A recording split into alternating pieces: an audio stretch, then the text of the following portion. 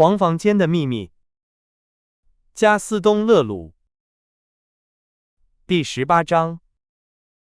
鲁莱塔比尔在额头双突之间画圆。摘自约瑟夫·鲁莱塔比尔的笔记本。序。我们最终在各自房间的门口告别，带着几分忧郁握了握手。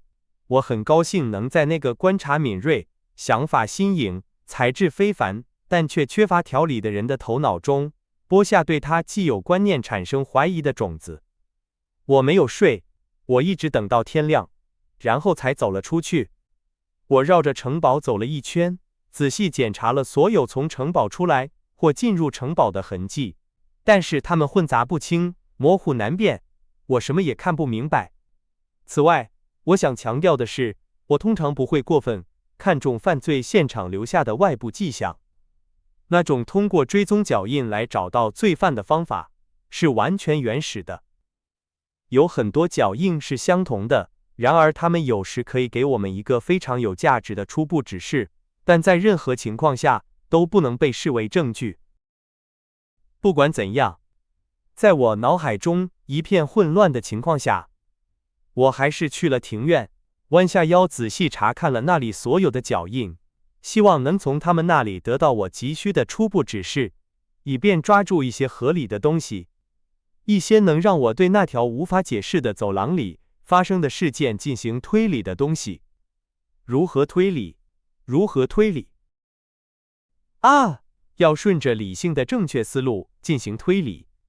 绝望之下，我坐在空荡荡的庭院里的一块石头上。1个多小时以来，我所做的难道不正是最平庸的警察所做的最卑劣的工作吗？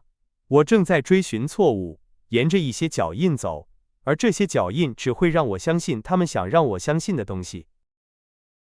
我觉得自己在智力层面上，比那些现代小说家想象出来的，通过阅读埃德加·坡或柯南·道尔的小说来学习办案方法的警察还要卑劣。那些文学化的警察，你们用沙滩上的一个脚印，用墙上的一个手印，就能堆砌起一座座愚蠢的大山。弗雷德里克·拉尔桑，你这个文学化的警察，我的朋友，你柯南·道尔读的太多了。夏洛克·福尔摩斯会让你犯错误的，会让你做出比书本上读到的更愚蠢的推理。他会让你逮捕一个无辜的人，凭借你那套柯南·道尔式的方法。你已经说服了预审法官，说服了治安总署署长，说服了所有人。你期待着最后的证据，最后的，不如说是第一个吧，可怜虫。感官所提供的一切都不是证据。我也曾弯下腰查看那些脚印，但只是为了请求他们进入我理性所画的那个圆圈。很多时候，这个圆圈是如此狭窄，如此狭窄，但无论它多么狭窄，它都是无限的，因为它只包含真理，而且只有真理。是的，是的，我发誓，脚印从来都只是我的仆人，从来都不是我的主人。他们没有把我变成那种可怕的东西，比一个没有眼睛的人更可怕，一个视力不好的人。因此，我将战胜你的错误，战胜你那笨拙的，如同动物般的推论。弗雷德里克·拉尔桑。怎么？就因为今晚，在那条无法解释的走廊里，第一次发生了一件似乎不进入我理性所画的圆圈的事情，我就发现自己在胡言乱语。我发现自己像猪一样，鼻子贴在地上，在泥泞中漫无目的地寻找着喂养它的垃圾。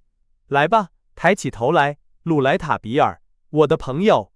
在那条无法解释的走廊里发生的事情，不可能超出你理性所画的圆圈。你知道的，你知道的。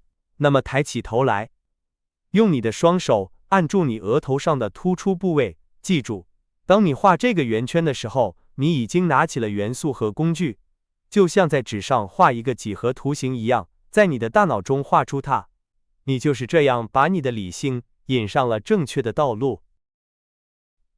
好吧，现在走吧，重新回到那条无法解释的走廊，依靠你理性的正确思路，就像弗雷德里克·拉尔桑依靠他的拐杖一样，你很快就会证明。大弗雷德只不过是会证明，大弗雷德只不过是个傻瓜。约瑟夫·鲁莱塔比尔，10月30日中午。我就是这样想的，也是这样做的。我头脑发热地重新回到了走廊。结果，除了今晚我所看到的一切之外，我理性的正确思路向我展示了一件如此惊人的事情，以至于我不得不抓住什么东西才能不向后倒去。啊！但是我现在需要力量才能发现那些想要进入，必须进入我在这里，在我额头的2个突出部位之间所画的那个更广阔的圆圈里的那些细微的痕迹。约瑟夫·鲁莱塔比尔，10月30日午夜。